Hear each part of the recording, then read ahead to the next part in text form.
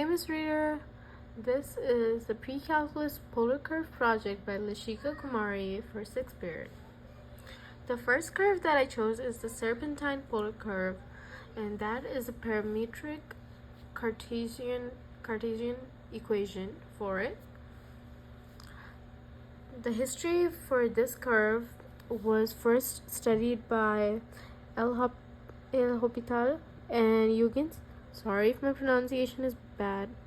And then later it was studied by Isaac Newton in 1701, who gave the curve its name that appears in the 1710 work Curves by Sir Isaac Newton in Lexicon Technicum B. John Harris. Isaac Newton is best known for having invented the calculus in the mid to late 1660s, most of a decade before Leibniz did so independently and ultimately more influentially, and for having formulated the theory of universal gravity and laws of motion. The current use for this polar curve is used in surveying. These curves are also called S-curves, and then they're generally used to connect two railway lines or parallel roads intersecting at a tiny angle.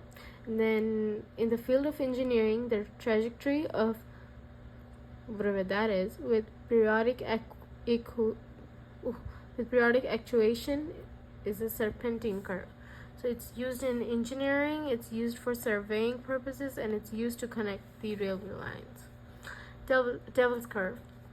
That's the Cartesian equation, or the polar equation for the Devil's curve, which is my second curve.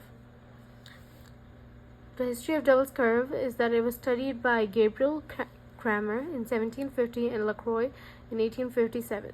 The name of this curve seems to come from the fact that it represents the section of a diablo, which is a devil etymologically, or that drawing that it was considered very difficult compared to the simplicity of its Cartesian equation, also known as the Cramer curve. This curve is also known as the Cramer curve. I like it. It's a really beautiful curve. So who discovered it? Gabriel Cramer, from 1704 to 1752, was a Swiss mathematician. He became the professor of mathematics at Geneva, Switzerland, and wrote on work related to physics, geometry, and the history of mathematics. He's best known for his work on determinants, 1750, but also made contribution to the study of algebraic curves. The current use for this curve was last seen throughout the 18th and 19th century. The curve turned up in several textbooks regarding the education of plane curves.